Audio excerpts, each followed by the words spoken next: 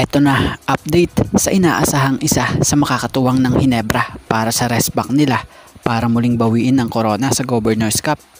And Macbelo, nais muling buhayin ang karir sa PBA. At eto pala ang update dito.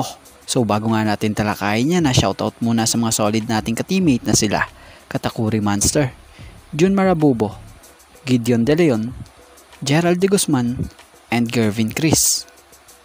About muna kay Macbelo. Ngayong wala na sa PBA si Macbelo at wala ng team ang may hawak na sa kanya sa PBA, ay malinaw na pwede itong mag-sign sa kahit anong koponan.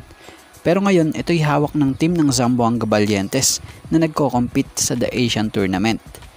So mapunta tayo about dito sa nabasa nating post ni Inside of the PBA na kung saan nakasaad rito ang gaya ng susubok nga raw mag-tryout sa TNT para sa kanyang PBA comeback itong si Macbelo pagkatapos nito sa kanyang Zamboanga stint.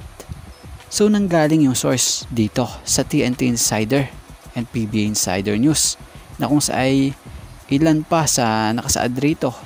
Per our source na nanggaling raw sa TNT, susubukan nga raw nilang pag-workoutin si Macbelo if he clears his contract from Valientes. Pero wala pa nga raw seryosong pag-uusap about sa contract signing. Just workout nga raw at titingnan kung ito ba'y magiging parte ng TNT roster this coming PBA Governors Cup. Kaya abangan lalo na nung mga katropa dyan. At about naman sa kampo ng Barangay Hinebra, ilang araw na lang pabalik na si Justin Brownlee sa bansa para sa paparating na Governors Cup sa panibagong season at conference ng PBA.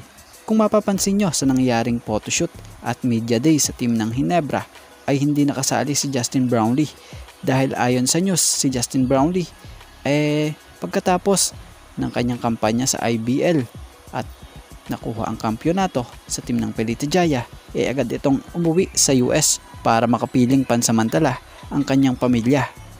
Pero before opening ng PBA ay nandito na muli sa Pilipinas si Justin Brownlee para maging import muli ng Barangay Hinebra.